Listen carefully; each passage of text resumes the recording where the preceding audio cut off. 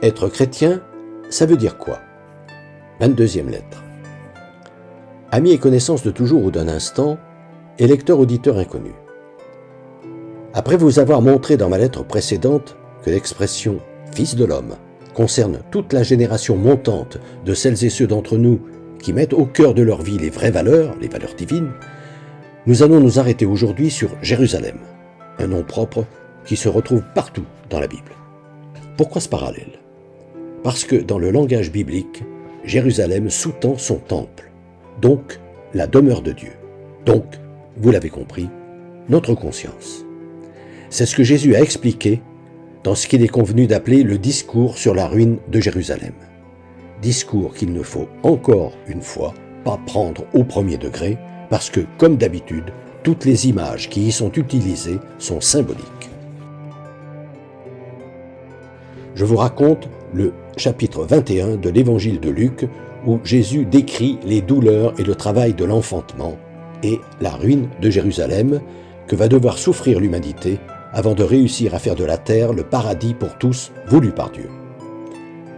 Luc ne situe pas ce discours depuis la colline des Oliviers d'où, comme l'ont fait les évangélistes Marc et Matthieu, les apôtres en se retournant un soir, qu'ils revenaient de Jérusalem, se sont extasiés pour faire admirer à Jésus les belles pierres du temple que le coucher du soleil illuminait d'or, mais à l'intérieur du temple de Jérusalem.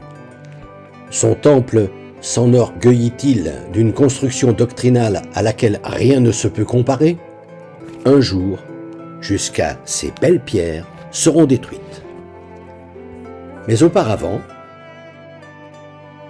il y aura des guerres et des bouleversements. On se dressera nation contre nation. Il y aura de grands tremblements de terre, et ça et là, des pestes et des famines. La morale universelle sera pervertie, laissant sur leur faim celles et ceux qui aspirent à quelque chose de plus élevé que les plaisirs. Et on portera la main sur vous, vous serez persécutés. On vous livrera aux autorités pour vous mettre en prison, jusqu'à vos proches, parents et amis, qui vous renieront. À cause des valeurs que vous défendrez, vous subirez les pires avanies. Autant de phénomènes symbolisant ce que nous sommes en train de vivre. Au passage, Jésus dit quelque chose de surprenant. Ne préparez pas votre défense. Je vous donnerai moi-même un langage de sagesse. À mettre en lien avec cette autre déclaration, je suis avec vous jusqu'à la fin du monde. Dernière parole que je vous invite à recevoir de la façon suivante. Non pas en comprenant la fin du monde comme étant l'extinction de la planète Terre et l'anéantissement de l'univers dans 13 milliards d'années, anéantissement symétrique au Big Bang par lequel tout a commencé, nous disent les savants, mais comme ce jour où notre monde, amateur de turpitude et soi-disant civilisé, sera anéanti, et où surgira une humanité décidée à laisser s'approcher d'elle le royaume des valeurs de Dieu pour vivre heureuse. Ainsi Jésus annonce-t-il ce moment terrible où notre conscience elle-même sera investie. Cette Jérusalem où Dieu a mis ses valeurs à la disposition des hommes. Cette montagne sur laquelle celles et ceux qui ont conservé une conscience saine n'ont d'autre ressource que de s'y réfugier sans délai, en attendant que soit révolu le temps des païens.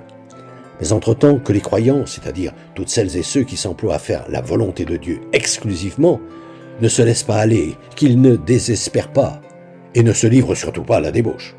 Au contraire, qu'ils relèvent la tête et se redressent, qu'ils sachent que leur délivrance est proche, car, en veillant et priant en tout temps, ils obtiendront la force d'échapper à l'emprise des fausses valeurs que nous, les hommes, avons instaurées pour soi-disant réussir notre vie sur terre.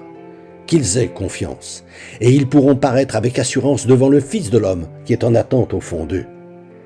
Ce qu'avec mes mots, à moi, je traduis en disant, ils pourront se regarder sans rougir dans leur glace.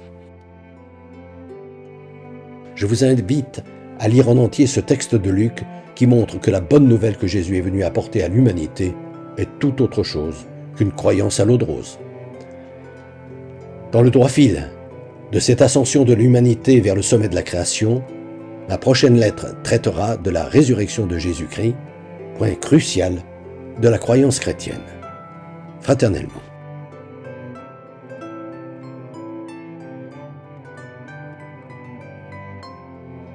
Depuis des années, environ une fois par mois, j'envoie une lettre d'information spirituelle à tout mon carnet d'adresses. Le thème du moment est, depuis janvier 2019, être chrétien, ça veut dire quoi? Si ce sujet vous intéresse, n'hésitez pas à me transmettre votre mail en vous contentant d'indiquer auditeur YouTube, vos noms et prénoms et éventuellement votre numéro de téléphone si vous souhaitez me parler.